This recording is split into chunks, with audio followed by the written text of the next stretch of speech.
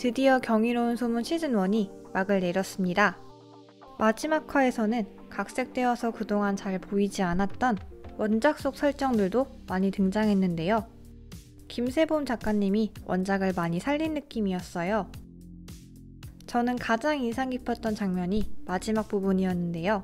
카운터들이 그동안 입었던 빨간색 추리닝에서 검은색 마스크와 검은색 수트로 갈아입은 장면은 마치 시즌2를 알리는 신호탄과도 같게 느껴졌습니다. 왜냐하면 웹툰에서 시즌2 카운터복이 바로 이 수트이기 때문이죠. 그리고 이어진 악기를 쫓는 장면에서 국수 측 카운터즈에게 악기가 뭐냐 니들 패밀리냐? 라고 묻자 소문이는 우리 패밀리 아닌데요? 라고 대답하는데요. 이 장면은 웹툰 시즌1 예고편에 나왔던 장면입니다. 원래 이 대사는 소문이가 아닌 가모탁이 말하는 장면이었는데 개인적으로는 원작 느낌을 잘 살린 장면 같아요. 시즌2에서는 소문이가 우리 가족 맞는데요? 라고 말하는 장면이 있지 않을까 살짝 기대해봅니다. 이번 영상에서는 경이로운 소문 마지막 화에 나온 원작 속 설정들 그리고 종종 등장했던 시즌2 떡밥에 대해 리뷰해보려고 합니다. 최후의 싸움을 하기 위해 모인 국수 측 카운터즈와 신명희. 카운터즈는 전력을 다해 덤비지만 4단계 악기, 완전체 신명희는 그새 더 강해진 뒤였는데요. 그는 소문이의 다리까지 부러뜨리고 맙니다. 추 여사는 서둘러서 소문이의 다리를 고치려고 하지만 소문이는 이 다리가 편하다며 신명희에게 다가섭니다. 웹툰에서는 지청신과 마지막 결투를 할 때 나왔던 장면인데요.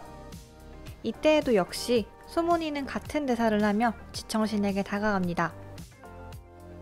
그렇게 신명희 소환에 성공하고 융에 도착한 소문이 그리고 등장한 악기의 정체. 이때는 본체 속에 있던 악기가 나오는 장면이라 과연 어떤 악기가 등장할지 궁금했던 부분인데요. 악기가 아닌 지청신이 등장하더라고요. 지청신은 영원의 감옥으로 끌려 들어가며 이 싸움은 영원히 계속될 것이고 주변 사람들은 너 때문에 죽게 될 것이라며 소문이에게 저주와도 같은 말을 내뱉는데요. 하지만 소문이는 눈 하나 깜짝하지 않고 너 같은 악기 새끼가 하나도 남지 않을 때까지 싸우겠다며 사이다 답변을 합니다. 웹툰에서는 융으로 끌려온 악기가 소문이에게 저주를 내뱉자 소문이는 아주 직설적인 답변으로 가볍게 악기를 무시합니다.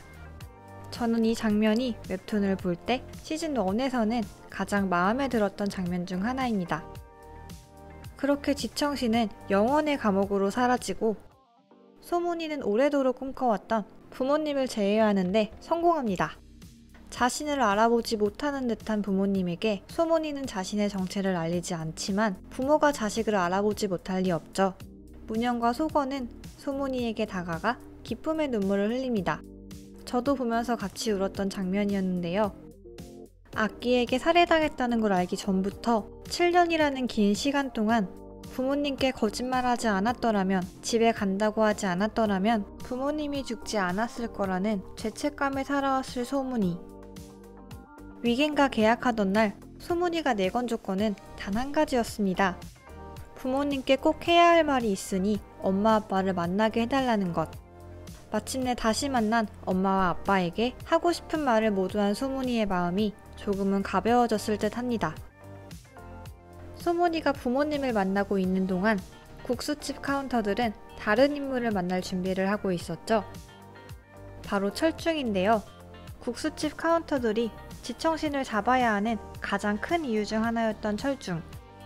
국수집 카운터들도 이제는 마음의 짐을 내려놓았을 듯 합니다. 다시 뭉친 중진시의 삼총사. 주연이와 웅민이는 남은 고3 수험생활 걱정에 이만저만이 아니지만 소문이는 그저 밝을 뿐이죠. 사실 웹툰에서는 소문이가 지청신 사건을 해결하고 학교를 자퇴합니다. 카운터 생활에 매진하기 위해서 말이죠. 학교를 그만두는 소문이 때문에 무척 슬퍼하면서도 안 그런 척하는 웅민이와 주연이의 모습이 무척 인상적이었는데 드라마에서는 소문이가 학교를 자퇴하지 않고 카운터 활동을 계속할 듯 합니다. 감오탁이 믿고 있는 몇 안 되는 정의로운 형사 한울. 다시 경찰로 돌아올 거냐는 한울의 질문에 감오탁은 자신은 중요한 할 일이 있다는 답변을 하죠. 웹툰에서는 자신은 마귀를 잡아야 한다는 말로 대신하는데요. 감오탁이 경찰 후배에게 조태신과 신명희의 비리를 넘겨주며 말하는 장면입니다. 이후로 경찰 후배는 악기의 본체를 체포하고 또 카운터들을 도와주기도 하는 웹툰에서는 나름 중요한 역할로 등장합니다. 드라마 초반에는 정영 형사가 이 경찰 후배 역할로 등장했는데 시즌2에서는 한울 형사가 이 역할을 대신하지 않을까 싶습니다.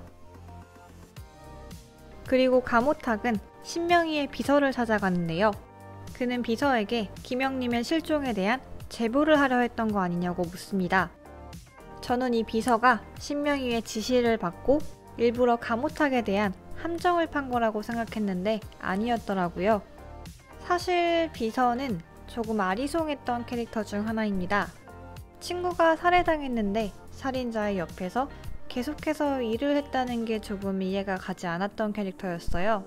그래서 신명희와 뭔가 더 가까운 사이인가 싶었는데 그것도 아닌 것 같더라고요. 비서가 왜 그렇게까지 했는지, 김영림이 왜 살해당했는지 결국 이유가 밝혀지지 않은 채 끝나서 조금 아쉬웠던 부분인데요. 아무래도 작가 교체가 있었기 때문에 조금의 혼란이 있었던 것 같습니다. 하나의 도움으로 부모님과도 재회한 소건부부. 이 부분은 거의 원작과 드라마가 똑같다고 보시면 될 것 같아요. 소문이가 굳이 하나를 데려온 이유나 할머니와 할아버지의 제스처 등 원작을 거의 그대로 재현했더라고요.